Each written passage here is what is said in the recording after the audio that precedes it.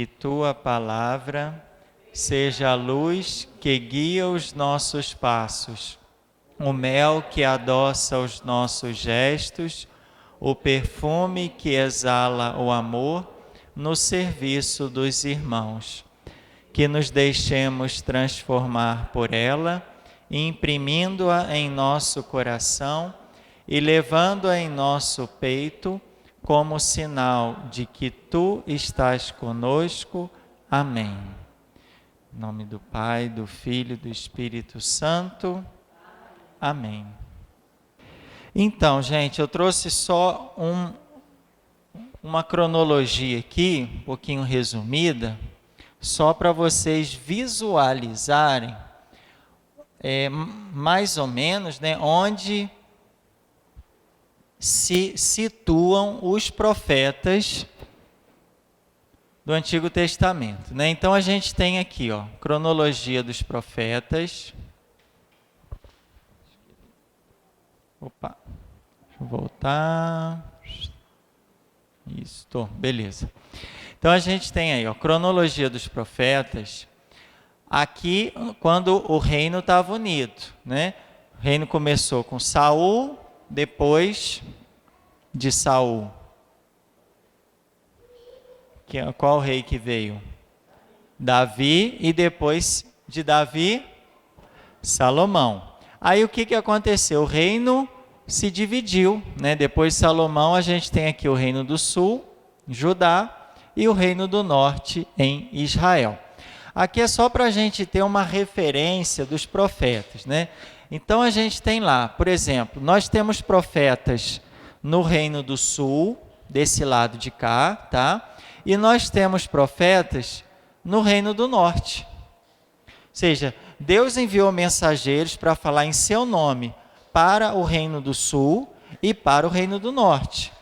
Então, quando vocês estiverem estudando algum profeta, né, é importante vocês situarem ele. Ele falou lá no reino do norte. O reino do norte, a gente sabe que ele foi exilado, né? E aqui há uma descontinuidade nesse reino a partir do ano de 721, 722 a.C., que foi a deportação lá para a Síria, né? O exílio para a Síria. E nós tivemos profetas aqui nesse tempo, né? No tempo dos reis do norte. Nós tivemos lá, por exemplo, o profeta Elias. Depois de Elias veio o profeta Eliseu, né? Depois nós tivemos lá o profeta Jonas, Amós e Oséias. Lembra que a gente falou, Oséias e Amós é antes do exílio, né? São profetas que vieram antes do exílio. Só que Amós e Oséias, assim como Jonas, Elias e Eliseu, eles foram mensageiros, foram enviados por Deus ao reino do norte, antes do exílio. O que acontece? Depois do exílio, a gente não tem mais profeta no reino do norte, porque a gente não tem mais o reino do norte, né? Agora, nós tivemos também profetas no reino do sul. Então, lá no reino do sul, nós temos aqui Abdias, né? Aqui ele pode receber outro nome, né? Aqui está Obadias, mas é Abdias. Aqui a gente tem Joel, a gente tem o profeta Isaías, a gente tem o profeta Miqueias, que são antes do exílio. Lembra que a gente falou? Antes do exílio, Isaías, Miqueias, Oséias e Amós. Só que Isaías e Miqueias estavam aqui em Judá, Oséias e Amós no reino do norte. Nós temos também, no período ali antes, né, do exílio, outros profetas. Nós temos, por exemplo, o profeta Naum, o profeta Sofonias, o profeta Jeremias e o profeta Abacuque, né? São profetas que vieram mais ou menos nesse período aqui, né? Tudo antes do exílio, porque o exílio foi em 587, né? Aqui tem uma data aqui, porque eu aproveitei esse quadro, mas a gente situa no ano 587. Então, todos esses profetas aqui, gente, alguns maiores, porque a extensão do livro deles é maior, outros menores, porque o conteúdo do livro deles é pequenininho, né? Todos esses profetas vieram antes do exílio, né? Ah, mas cadê o livro do profeta Elias? Tem livro do profeta Elias? Não tem. Não tem o livro do profeta Elias, mas ele foi um grande profeta do Reino do Norte, né? Um dos maiores profetas, né? Dos mais importantes no Reino do Norte foi o profeta Elias e o seu sucessor, o profeta Eliseu, mas eles não têm livro. Mas nem por isso eles não deixam de ser importantes para a história do povo de Israel, né? Principalmente para o Reino do Norte. Aí, o que acontece aqui? Ó? O que a gente tem aqui? A gente tem uma lacuna aqui. Está vendo que a linha verde ela para. Por quê? Na verdade, são 49 anos do cativeiro de Babilônia, porque vai de 587 a 538. Né? Aqui é porque eu aproveitei esse quadrinho que já estava lá, eles colocam 70 anos. Mas a gente estudou, pelo nosso estudo, são 49 anos. Quem foram os profetas do tempo do exílio? Ah lá ele. Quem que está aqui? Ezequiel. E nós falamos também o segundo Isaías, que é a segunda parte do livro de Isaías. Ela foi também do período do exílio. A gente vai ver hoje de modo mais detalhado. Mas o povo não ficou no exílio para sempre. Eles voltaram para a Terra Santa, né, a Terra Prometida. E lá nós tivemos ainda outros profetas que foram enviados por Deus a falar para o povo, já em outro momento, que é o momento da volta do exílio, a reconstrução, a restauração do templo, da cidade, da lei, né, dos costumes. E nós temos alguns profetas aqui, que é o profeta Ageu, o profeta Zacarias e o profeta Malaquias. Só para vocês visualizarem esses profetas na história, né? Vocês não ficarem assim tão perdidos quando falar falar de Ezequiel. Ah, Ezequiel está aqui, ó. Foi no tempo lá do exílio da Babilônia. E cadê Jeremias? Não, Jeremias foi antes do exílio. Então a gente situa mais ou menos os profetas assim, só para vocês visualizarem. Mas tivemos profetas no sul e nós tivemos também profetas no norte. Então a gente faz essa distinção também, porque Deus enviou mensageiros para exortar o povo, para falar em nome dele ao povo do sul e ao povo do norte. Brilhante? Bom, hoje a gente vai abrir as cortinas aqui para ver o profeta Isaías, tá? É o primeiro livro que a gente vai estudar desse profeta, que é um profeta maior, porque o livro dele é grande. Isaías nasceu no ano 770 antes de Cristo, obviamente, né? Viveu até 687 antes de Cristo. Então, Isaías viveu aí 83 anos, de 770 a 687 antes de Cristo. Filho de ilustre família de Jerusalém, de grande erudição, era uma pessoa muito culta. Chamado em 740, então ele tinha mais ou menos quantos anos? Por volta aí dos 30 anos, para a missão profética. A gente lê lá em Isaías capítulo 6, né? A famosa vocação do profeta Isaías, né? Onde ele tem aquela visão, Isaías 6, vou abrir aqui, 6, vocação do profeta. Viu o Senhor sentado num trono alto e sublime, as orlas de seu manto enchiam o templo. Junto dele de pé estavam serafins, cada um com 6 asas. 2 cobriam-lhe o rosto, 2 os pés, e com 2 voavam. E clamavam uns para os outros, dizendo: Santo, Santo, Santo é o Senhor dos exércitos. A terra toda está cheia de sua glória. E aí ele vê diante dessa santidade de Deus e fala: ai de mim, estou perdido, sou um homem de lábios impuros. E aí um dos serafins voa e traz na mão uma brasa viva, que ele tira do altar com uma tenaz e toca a boca de Isaías, dizendo: olha, isto tocou em teus lábios, a tua culpa está sendo tirada e teu pecado perdoado. E aí o Senhor começou a falar, né? Quem enviarei e quem irá por nós? Né? Essa pergunta deve mexer com o coração da gente, né? Pensou a gente olhar para o altar e, Senhor, quem que vai por mim? Quem que eu vou enviar? Ninguém quer. E nós, né? Será que nós sentimos esse chamado de Deus? Será que a gente vai responder igual a Isaías? O que Isaías respondeu? Eis-me aqui, envia-me. E aí ele então vai e diz ao povo, e aí ele começa a falar o que Isaías vai proclamar diante do povo. Né? Mas é forte essa pergunta aqui, ó, de o Senhor, né? Ouvi a voz do Senhor que dizia, Isaías 6:8, quem enviarei? E quem irá por nós? Como se Deus quisesse precisar da gente, né? Deus quis precisar da gente. Quem que eu vou enviar? Aí tem um povo lá precisando. E agora, quem eu vou enviar? E quando a gente ouve isso, a gente não consegue ficar, né, indiferente a essa voz. Espero, né? A gente espera que não sejamos indiferentes a essa voz de Deus, né? Quem enviarei? Quem irá por nós? Então, esse é o chamado de Isaías. Isaías foi conselheiro dos reis Joatão, Acás e Ezequias. Então eu coloquei o quadrinho aqui dos reis do sul, de Judá no sul e o reino de Israel no norte.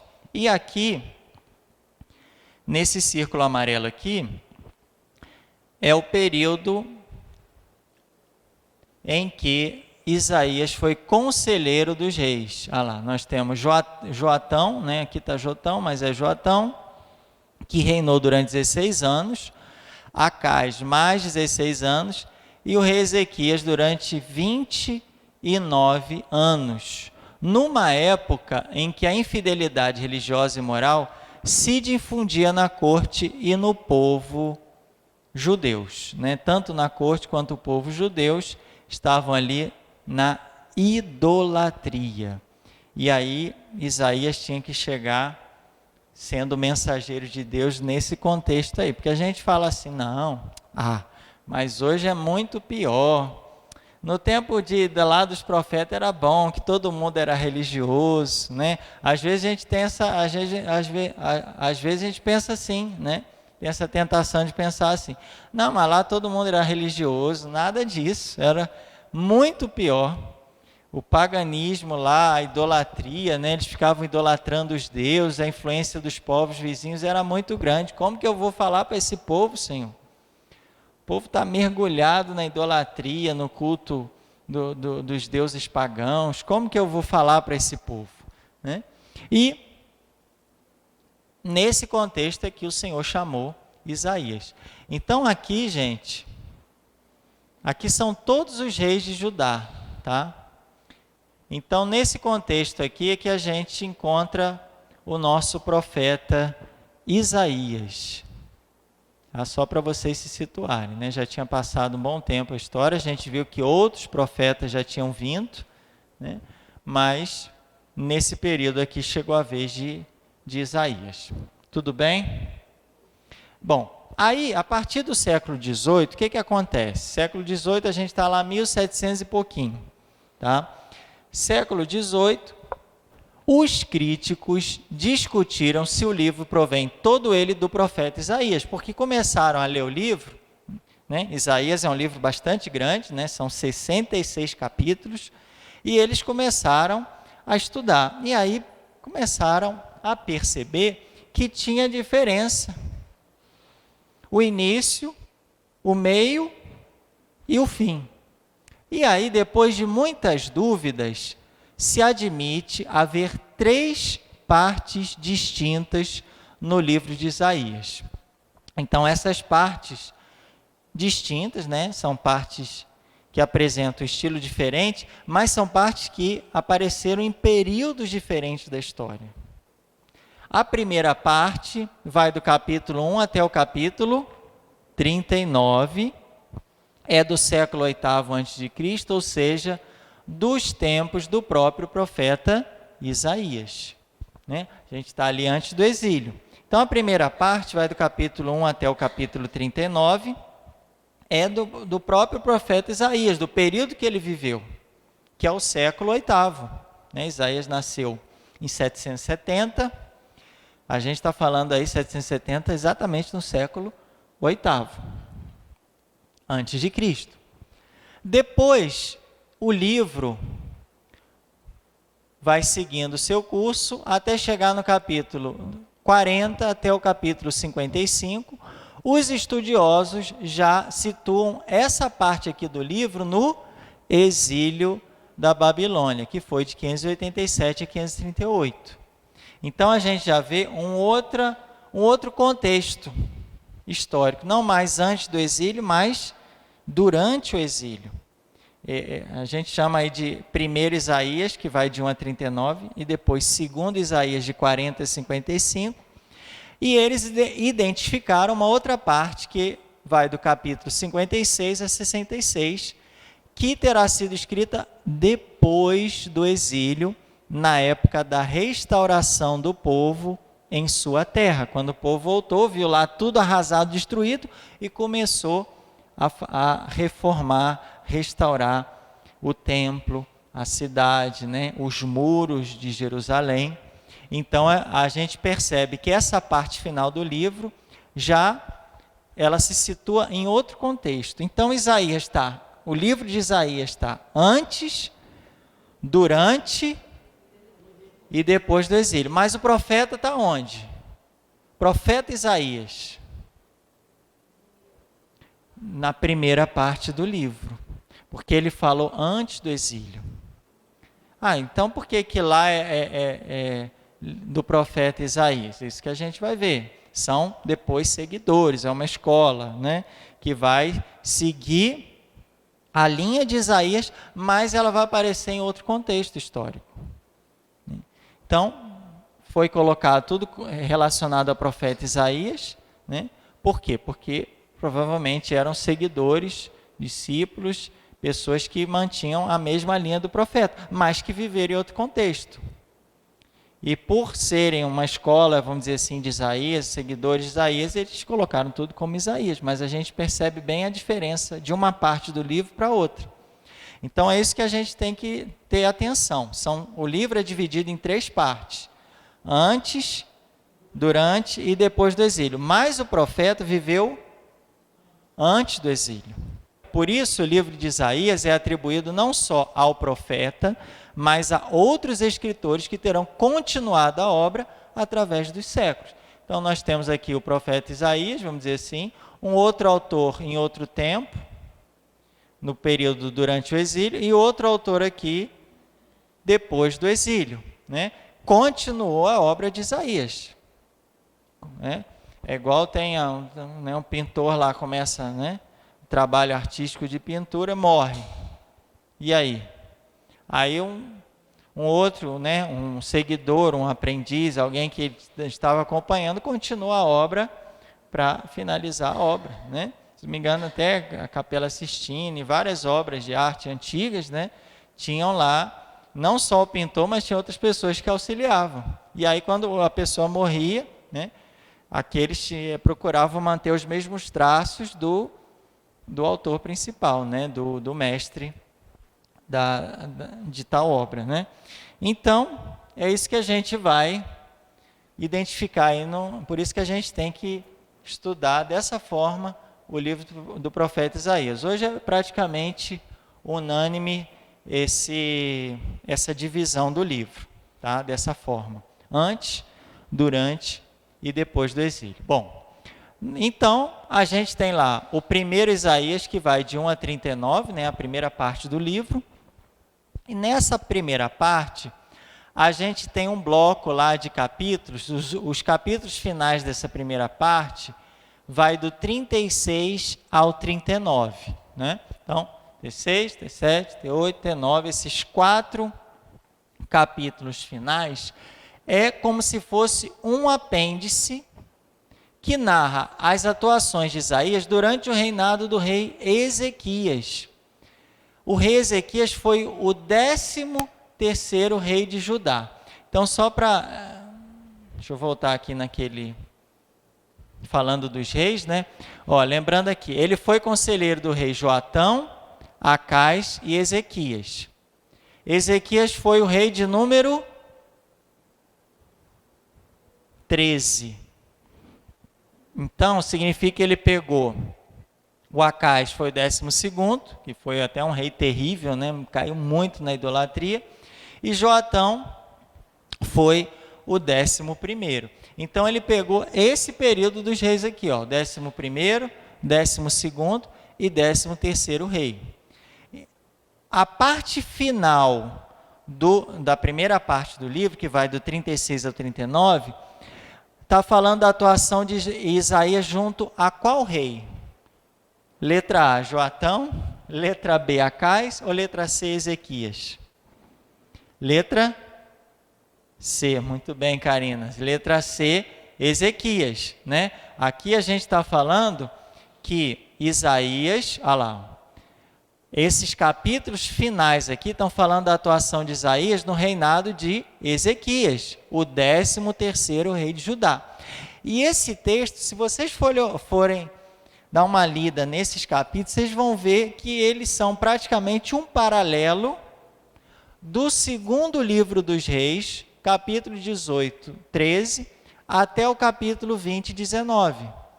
Então, praticamente esses 18, 19, 3 capítulos, eles vão se encontrar nos capítulos finais do primeiro Isaías. É um paralelismo muito grande que tem. Os capítulos finais, 36 a 39 de Isaías, com o 2º Reis, que vai 18 até o capítulo 20, 19. E provavelmente, na hora que foram compilar, né, reunir todos os escritos relacionados ao profeta Isaías, porque é um dos únicos momentos que fala de Isaías no livro histórico, que é o 2º livro dos reis. Então, provavelmente, alguém que foi reunindo todos os escritos de Isaías pegou essa parte do 2º livro dos reis e juntou no livro do profeta Isaías. Para quê? Para mostrar a atuação do profeta junto ao rei Ezequias. Então, a pessoa que foi depois reunindo todos esses escritos, ela fez dessa forma, para mostrar a atuação final, né, do profeta Isaías junto ao rei Ezequias. E ele se utilizou do 2º livro de Reis, porque a gente observa bem que praticamente há um paralelo aí entre 36 e 39 do profeta Isaías e 2º Reis 18, 19 e 20. As passagens, o que um falou para o outro, né? A exortação que Isaías dava, a resposta do rei à exortação, né, de Isaías. Então, tudo a gente vai vendo que eles realmente é um paralelo aí, né? É o mesmo texto praticamente, né? Então, a gente, esses capítulos podem ter tido origem no 2º livro dos reis, que é o capítulo final, 36, 37, 38 e 39, capítulo final do primeiro Isaías. Não é o final do Isaías, não, é do final do primeiro Isaías, tá?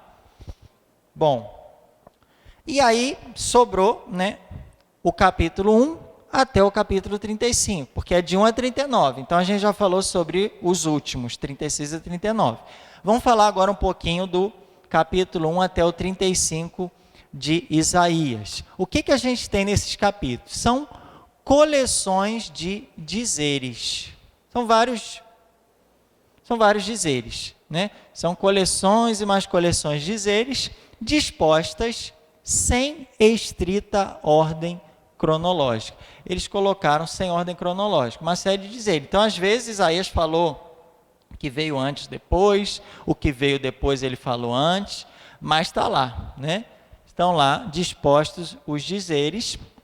A maior parte desses oráculos deve ter tido origem no próprio profeta Isaías, né? Como atestam lá Isaías 38 e 8:1.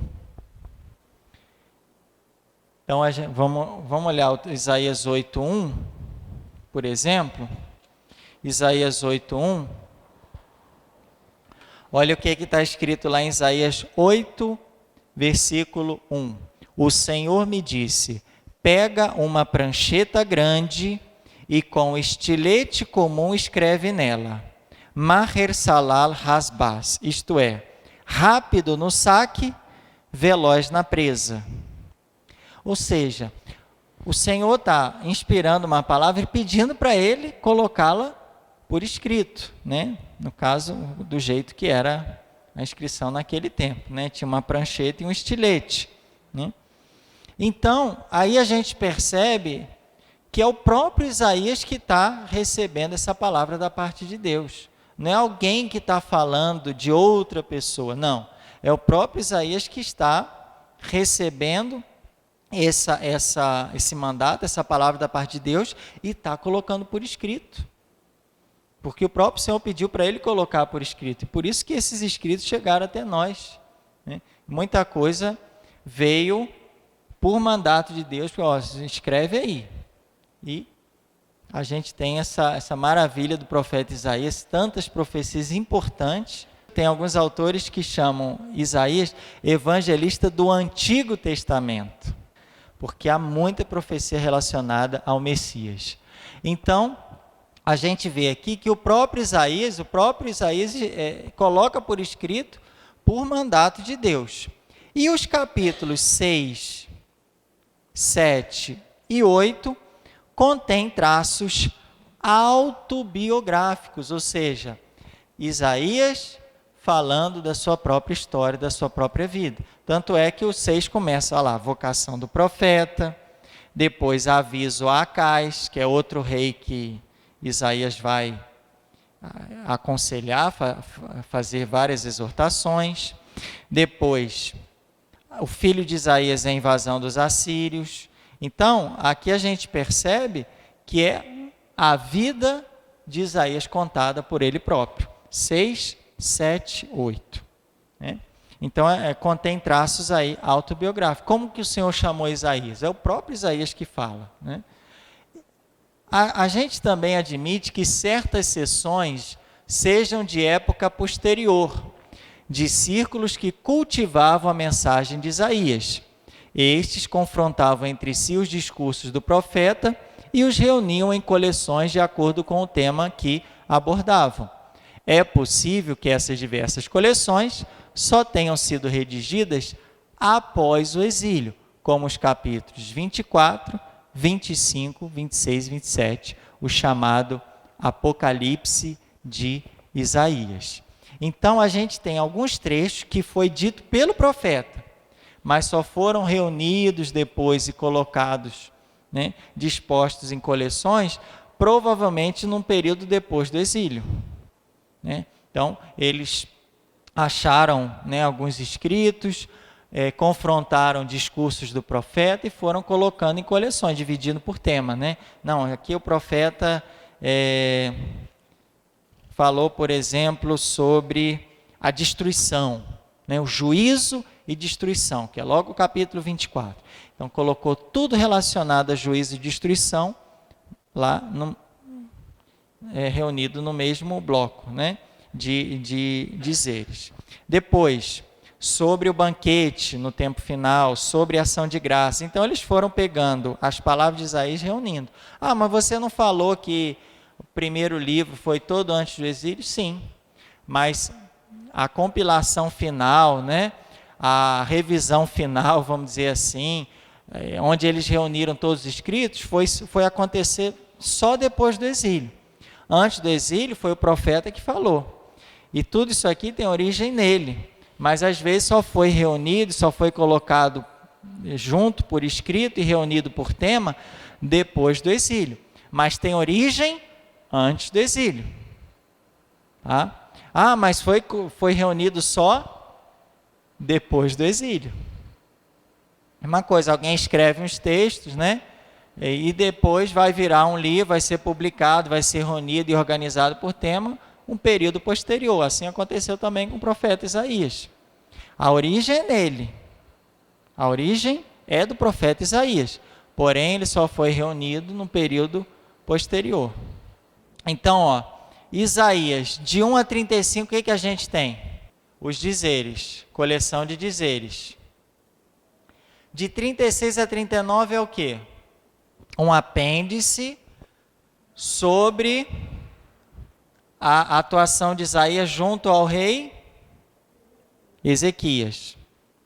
Aí a gente tem 1,35 que são dizeres, mas desses dizeres, eles estão dispostos em temas, né? A gente tem alguns blocos interessantes. Por exemplo, de 6 a 8, a gente tem o quê? São a história dele, né? São dizeres, né? Vamos dizer assim, autobiográficos. De 24 a 27, o que a gente tem ali, nesse bloco? É o Apocalipse de Isaías.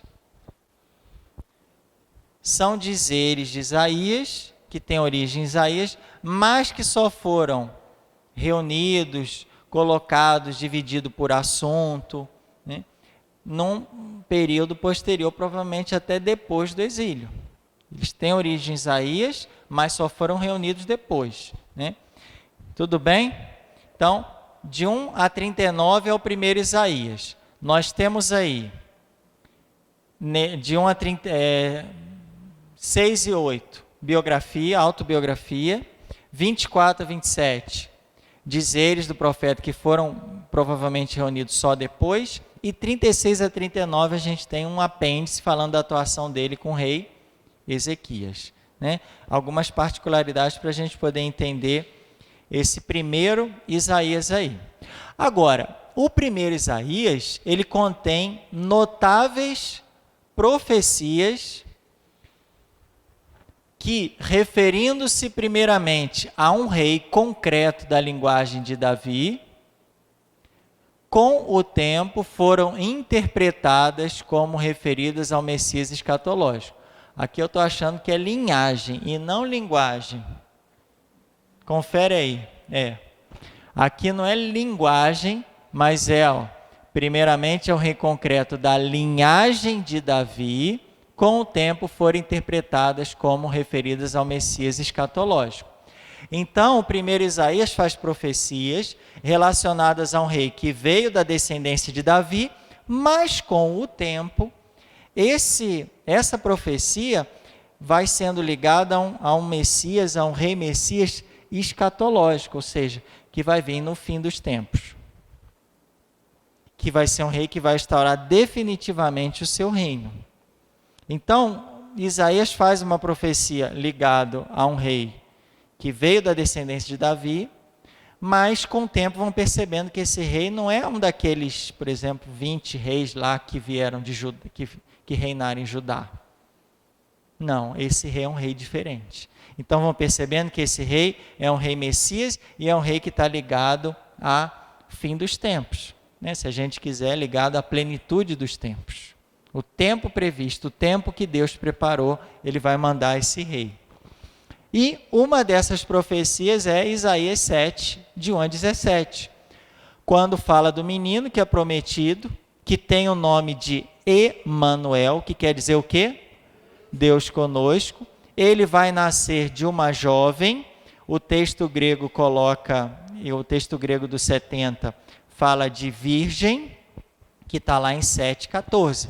Então, Isaías está falando de uma profecia de um rei que vai ser vai nascer, né? Esse rei vai nascer de uma jovem ou de uma virgem, e ele vai ter o nome de Emanuel, quer dizer, através desse rei Deus vai estar presente conosco. A princípio, alguém da linhagem de Davi, mas eles não sabiam quem era. Depois eles foram percebendo que realmente ele é da linhagem de Davi, mas não é qualquer rei. É um rei bem diferente, é um rei Messias. É um rei que Deus estava preparando para realmente salvar o seu povo. Aí nós temos Isaías 9, de 1 a 7. Essa profecia fala de um rei que foi prometido, que recebe o título de quê? Ele é o quê? Admirável, conselheiro, Deus forte, Pai do século futuro, príncipe da paz. Então, essa outra profecia de Isaías fala as características desse rei, os predicados, os atributos desse rei.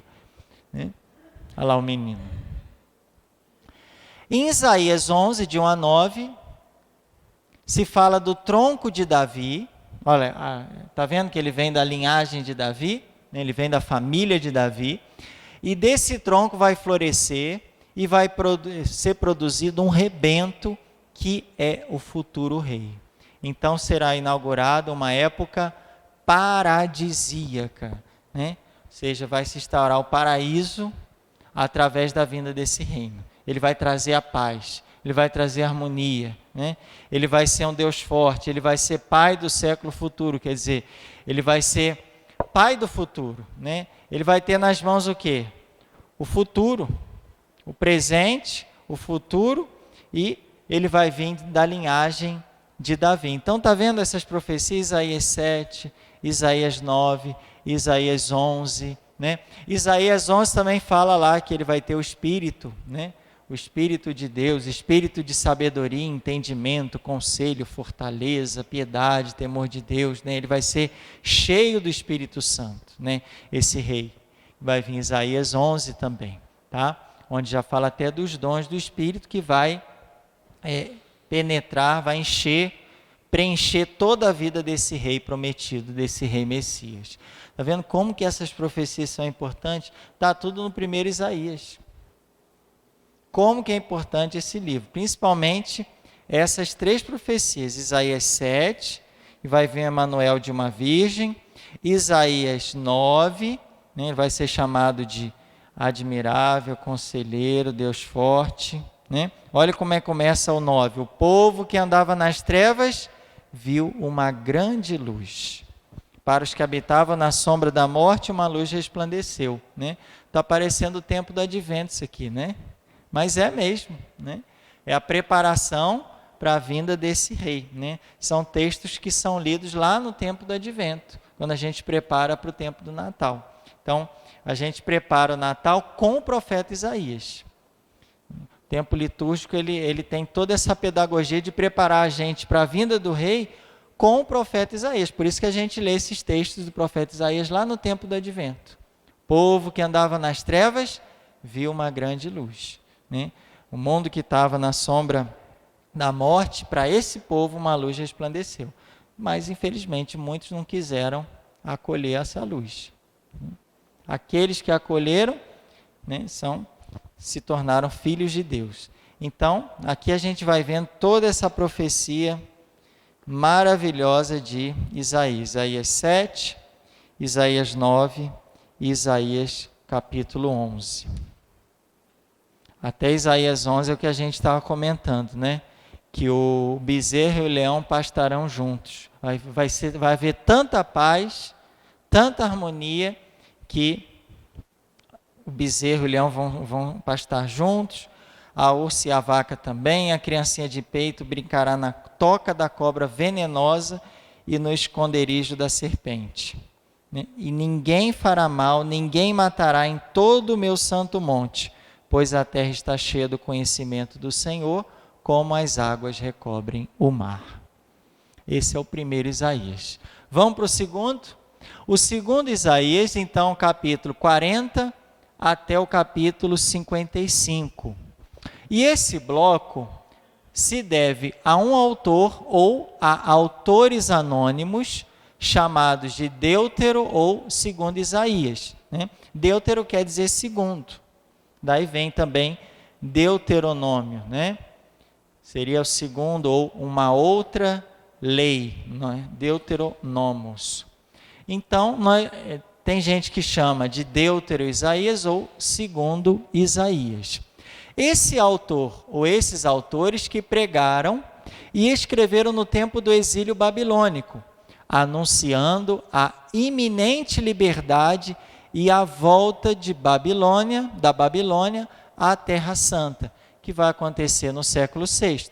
A gente sabe que vai acontecer no ano 538. A situação histórica suposta por Isaías 40 e 55 é diferente do primeiro Isaías lá do século VIII. Então, olha lá, o povo está todo na Babilônia. Aqui só faz até a referência àquela passagem. Junto aos rios da Babilônia, nos sentávamos chorando. E aí os babilônios pediram que eles cantassem um canto. Canta lá um canto da sua terra, né? E aí, como que a gente... 136, 137, por aí. Como que a gente vai cantar um canto da nossa terra longe dela, no exílio, né? A gente não consegue cantar no exílio, porque a gente está longe da terra, né? Então, essa é a situação histórica. E essa parte do livro de Isaías, a partir do capítulo 40, vai justamente falar de liberdade. Por quê? Porque eles estavam presos, eles estavam exilados. Então, por isso que o profeta vai falar em nome de Deus de quê? De liberdade. Um dia, gente, a gente vai se libertar dessa situação, desse exílio. A gente vai voltar para a nossa terra, né? Não tem sentido o Isaías 40, 55 fala antes do exílio, porque eles já estão na terra, falar de liberdade, mas a gente aqui é livre, a gente está na nossa terra, entenderam? Então, aqui a situação histórica é outra. Por isso que essa parte do livro, ela se situa durante o exílio, porque é a situação pela qual eles estão passando, tá? Então, olha lá, o profeta vai para consolar, né? O profeta fala até de Ciro, né, no capítulo 45, como ungido de Deus. Quem é Ciro? Ciro é o rei da Pérsia, que vai conquistar os babilônios, né? E através do edito de Ciro é que os israelitas vão voltar para sua terra. O povo de Israel vai voltar para sua terra. Os judeus vão voltar para sua terra, por quê? Por causa do edito de Ciro. Porque agora os persas é que vão dominar aquela região, ganhando dos babilônios. O Império Babilônio vai agora dar lugar a outro império, que é o Império dos Persas. E vai começar com Ciro. Por isso que está falando de Ciro aqui. Está vendo como que não teria sentido a gente pegar esse Isaías e colocá-lo antes do exílio? Porque aqui ele está falando de liberdade, de voltar para a terra. Mas a gente já está na terra, se fosse antes do exílio, né? Como que você vai falar voltar para a terra se eu já estou na terra? Por isso que a gente situa essa parte do livro no contexto do exílio da Babilônia. Olha, gente, vocês vão voltar para a sua terra. Ah, que bom, Deus está falando isso. Calma, tenha paciência. Mas Deus está conduzindo a história. E ali, esse segundo Isaías vai falar dos reinos de Samaria e Judá, que já não existem. Esses reinos já não existem. Os seus cidadãos foram despojados e deportados em castigo de suas infidelidades. Isaías 42. Então, Isaías está falando, olha, gente, vocês estão aqui por causa das suas infidelidades. Vocês foram deportados, vocês estão nesse exílio por causa do castigo em relação às suas infidelidades. Também o profeta vai falar de Jerusalém e do templo destruídos, e a sua restauração é anunciada. Isaías 44, 26 a 28, olha lá. Aproveitando que eu já estou próximo aqui. Confirmo, porém, a palavra do meu servo, realizo o conselho dos meus mensageiros. Eu garanto a Jerusalém, serás habitada, e as cidades de Judá, sereis reconstruídas. Eu levantarei suas ruínas. Olha que bonita essa passagem. Eu levantarei suas ruínas. Está falando o quê? O povo está no exílio, o templo está em ruínas, a cidade está em ruínas, e o profeta vem justamente consolar o povo, falar, olha, eu levantarei suas ruínas. É o período durante o exílio. A nação que retém os judeus é a Babilônia, opulenta e arrogante, mas prestes a cair em ruínas, né? É o que o profeta Isaías vai falar no capítulo 47. Olha, agora a Babilônia está por cima, né? Ela se acha, né? Ela é a dona do pedaço, mas ela está prestes a cair, né? Por quê? Porque virá um outro reino, um outro império que vai destruí-la, né? Que é o Império Persa, né? Os persas. Então ele faz essa profecia aí, ó, no capítulo 47. E também fala do rei Ciro da Pérsia. A gente já viu até essa passagem. O rei Ciro da Pérsia, que parece conhecido aos leitores, o Senhor o dirigirá contra a Babilônia. É o Senhor quem dirige a história, é o Senhor que conduz a história. Então, o Senhor que vai conduzir o sírio a ir contra a Babilônia. E caindo Babilônia, o que vai acontecer? O povo, os judeus vão voltar para a sua terra. Brilhante? Deus que vai conduzindo a história. Então, tudo isso está no livro do 2º Isaías. Capítulo começa, que capítulo? 40 até 55. Esse período aí durante o exílio da Babilônia. E a gente tem a impressão de que o autor dos dizeres está fisicamente presente aos seus ouvintes. Por quê? Porque os interpela em tom vivo e caloroso. Caso não estivesse, pelo menos ele teria conhecimento da situação dos exilados. Parece que ele estava lá junto com os exilados, ou que ele tinha bastante conhecimento da situação do povo. É o que a gente vê, por exemplo, em Isaías 40, 26. Olha lá. Ergam os olhos. Quem criou tudo isso? Aquele que põe à mostra cada estrela do seu exército celestial e a todas chama pelo nome. Né? Deus conhece a cada ser, a cada criatura da obra de suas mãos. Então, o convite do profeta Isaías, né, nessa segunda parte do livro, é para a gente erguer os olhos e olhar. Quem criou tudo isso? Não foi Deus? Ele não conhece todas as estrelas e não chama cada uma pelo seu nome? Então é como se alguém estivesse lá, como se estivesse junto com o povo, né, fisicamente presente, falando, gente, olha para o céu. Por acaso é o mesmo céu que a gente está vendo lá, né, porque o céu não muda, o céu é o mesmo. Né? Olha as estrelas aqui, quando a gente ficava lá em Jerusalém, que a gente olhava para o alto e via um monte de estrela. Olha para o céu, gente. A gente aqui embaixo, olhando assim na horizontal, a gente vê que está numa terra diferente, né? A gente olha assim na horizontal, vê, nossa, esse jardim suspenso da Babilônia, esses templos não são nossos. Essas pessoas aí não são do nosso povo. Mas se a gente olhar para o céu, a gente vai ver que o céu é o mesmo. O mesmo céu que a gente contemplava em Jerusalém, a gente está contemplando aqui. Então tem esperança.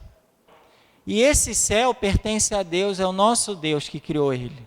Então o nosso Deus também vai trazer a gente de volta para a nossa terra, vai nos salvar. O nosso Deus vai conduzir a história. Tenham fé, olha para o céu, né? Então é bonita essa passagem que o profeta convida o pessoal, ergam os olhos. Quem criou tudo isso? Não é Deus? Então ele vai conduzir a história também, ele vai trazer a gente de volta também. Vamos ter esperança, vamos ter fé. Né?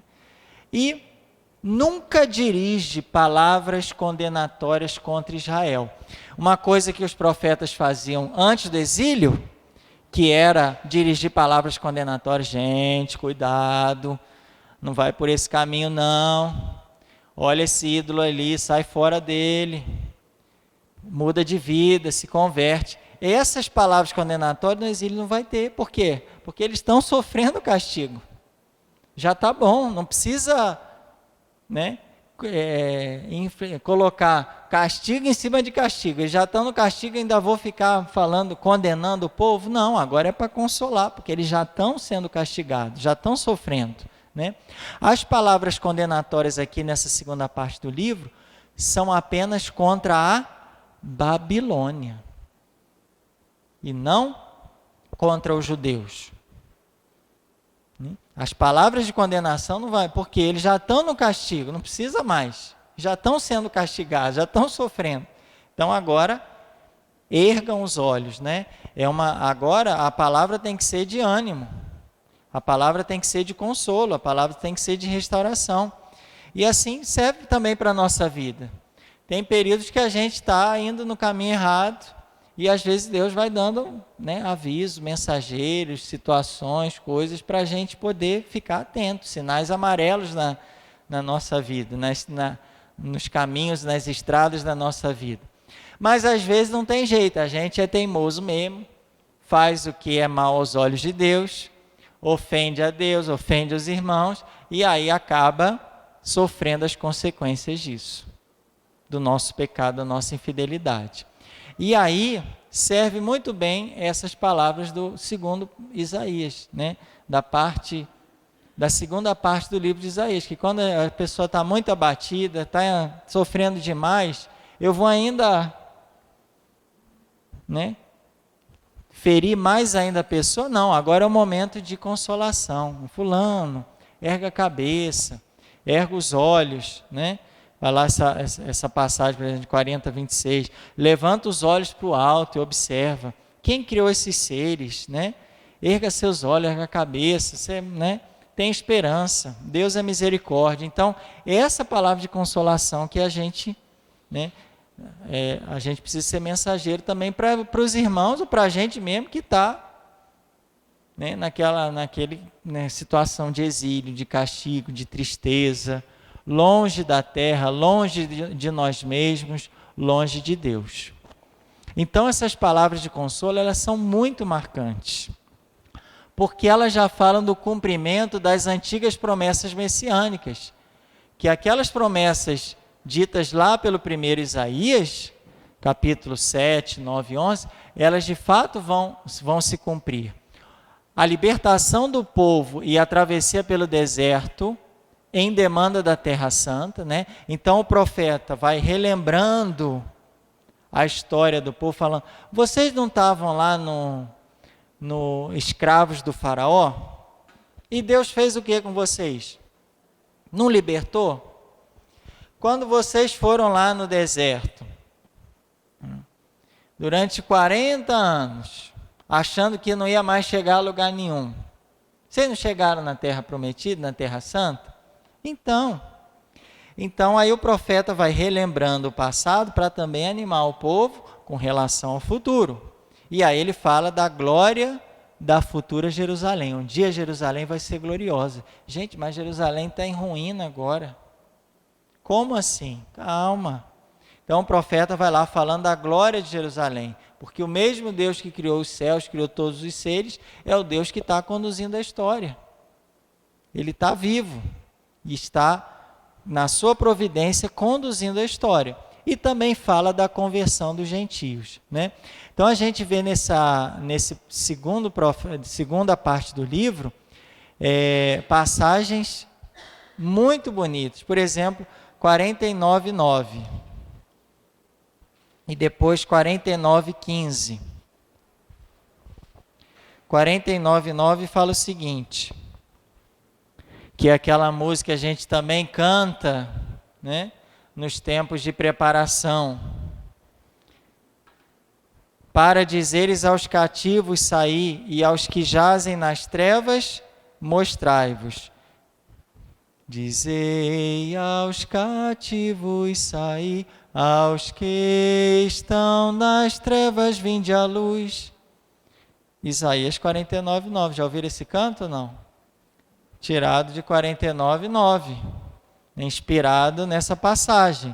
Dizer àqueles cativos que eles um dia vão ser libertos. E 49:15, pode uma mulher esquecer-se de seu filhinho a ponto de não compadecer-se do filho de suas entranhas? Mesmo que ela se esquecesse, eu, contudo, não me esquecerei de ti. Mesmo se uma mãe esquecer do filho, é difícil uma mãe esquecer do... Mas mesmo se uma mulher esquecesse do filho de suas entranhas, eu nunca esquecerei de ti. Deus nunca se esquece da gente. Deus nunca se esquece da gente. Olha lá, está sempre do nosso lado. Mesmo se uma mãe, por acaso, puder, chegar a esquecer do seu filho e não se compadecer, mesmo que ela se esquecesse, eu não me esquecerei de ti. Bonita essa. Por quê? Porque o profeta está consolando o povo, falando, olha, Deus não se esqueceu de vocês, não. E é aqui no exílio que Deus se recorda de modo extraordinário de cada um de vocês. Então, nesses capítulos também estão os famosos 4 cânticos do servo sofredor, que falam da missão salvífica dos sofrimentos e da expiação que um servo inocente, em favor dos seus irmãos pecadores, vai realizar. São profecias que projetam luz sobre o sentido do sofrimento. Este pode recair sobre os justos, que assim prestam satisfação pelos pecados alheios. Então, aqui está falando de um servo sofredor. São 4 cânticos relacionados a um servo sofredor. Que mesmo ele não merecendo isso, mesmo ele sendo justo, ele vai prestar o quê? Uma satisfação pelos pecados alheios. Ele vai reparar não pelos pecados dele, mas pelo pecado de outros, dos seus irmãos. Então aqui Isaías fala do cântico do servo sofredor, que a gente vai ler, meditar, interiorizar essas passagens, agora no tempo da Quaresma, na Semana Santa, na Sexta-feira Santa, principalmente. Olha o que fala Isaías 53, 7.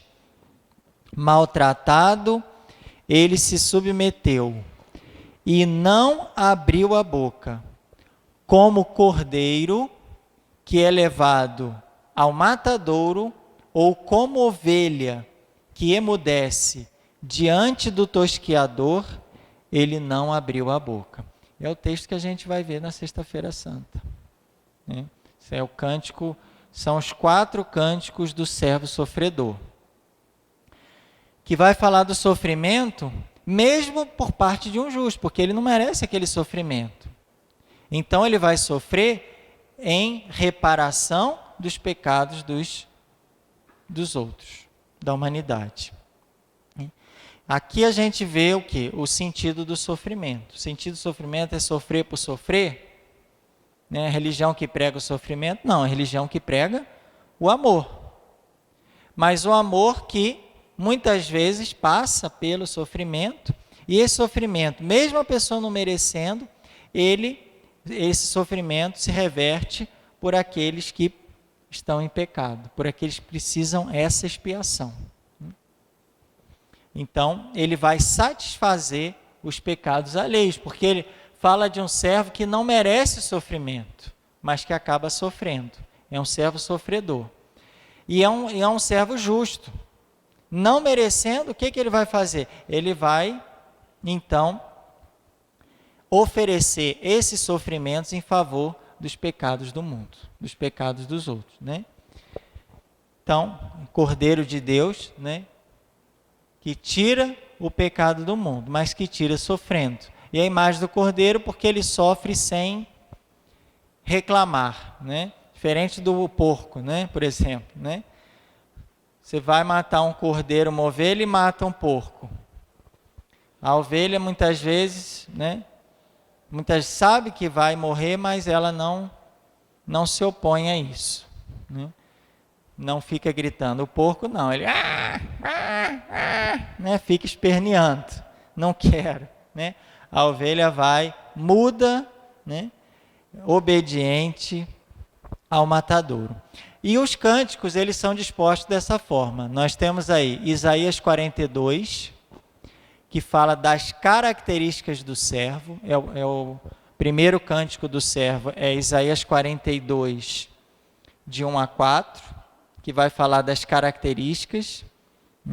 Eis o meu servo, ele não gritará, não se ouvirá lá fora a sua voz, não quebrará o caniço encurvado, não vacilará nem se dobrará. É o Isaías 42 que fala de algumas características do servo. Depois a gente tem lá Isaías 49 que fala da vocação e da missão do servo sofredor. 49 de 1 a 6 fala da vocação. Desde o seio materno o Senhor me chamou, desde o ventre de minha mãe pronunciou o meu nome. Depois a gente tem Isaías 50, de 4 a 9, que é o terceiro cântico do servo, que vai falar dos sofrimentos inerentes à sua missão, quer dizer, a sua missão ela vai passar pelos sofrimentos. Até fala, por exemplo, versículo 7, o Senhor Deus é quem me ajuda, por isso não fiquei envergonhado, permaneço com o rosto impassível, duro como pedra, porque sei que não serei envergonhado. Né? E ali ele fala do sofrimento, mas fala do socorro e da ajuda que vem do Senhor. E o último cântico do servo, e o maior também, ele começa no capítulo 52, versículo 13, e ele vai até o capítulo 53, versículo 12, que é o quarto cântico do servo, que vai falar, aí sim, da morte e da glorificação desse servo. Esse servo nós sabemos que é Jesus, né? Por isso que essa profecia de Isaías não vai falar de qualquer rei ou de qualquer servo, mas está se referindo diretamente à morte e à glorificação do servo sofredor, ou seja, de Jesus Cristo, né? Ferido, humilhado, foi arrancado da terra dos viventes, ferido de morte, desprezado. Ele não tinha aparência nem beleza, nem formosura, porque ele era como que uma chaga humana, né? A gente quase escondíamos o rosto diante dele, desprezado, não demos nenhuma importância. Foi o último dos homens, né? Mas por seus ferimentos que nós fomos curados. Essa é a chave de leitura, né? Pelos seus ferimentos, seu sofrimento, pela sua morte, nós recebemos a cura e a vida. Então ele estava morrendo para nos dar a vida, ferido para nos curar, né? Então os ferimentos dele era a nossa cura, o sangue, né, que saía dele era para a nossa cura e para a nossa salvação. A morte dele significava a nossa vida. Então esses cânticos colocados no bloco 40 e 55 parecem ter origem independente desse conjunto, mas não é possível reconstituir assim com clareza, né? Parece que eles tiveram uma origem diferente do resto do livro, mas eles foram colocados aqui juntos, né? Esses cânticos, está vendo que eles estão, né? Eles não estão juntos. Um aparece lá no capítulo 42, outro no 49, outro no 50 e 52. Eles parecem meio esparsos nesse bloco de 40 e 55. Talvez tiveram, né, uma origem independente, cada um teve uma origem independente desse conjunto, mas a gente não tem muita clareza, não foi possível até agora reconstituir isso aí com muita clareza. O Papa Francisco, ele reza todo dia essa oração que é atribuída a São Tomás More, que é a oração do bom humor, né? Então a gente também pode fazê-la, né? Ele todo dia de manhã faz essa oração. Vamos fazer então? Em nome do Pai, do Filho e do Espírito Santo. Amém. Dai-me, Senhor, a saúde do corpo e com ela o bom senso para conservá-la o melhor possível. Dai-me, Senhor, uma boa digestão e também algo para digerir. Dai-me uma alma santa, Senhor, que mantenha diante dos meus olhos tudo o que é bom e puro. Dai-me uma alma afastada do tédio e da tristeza, que não conheça os resmungos, as caras fechadas nem os suspiros melancólicos. E não permitais que essa coisa que se chama o eu e que sempre tende a se dilatar, me preocupe demasiado. Dai-me, Senhor, o sentido do bom humor. Dai-me a graça de compreender uma piada, uma brincadeira, para conseguir um pouco de felicidade e para dá-la de presente aos outros. Amém. São Tomás More, rogai por nós. Filho e Espírito Santo. Amém.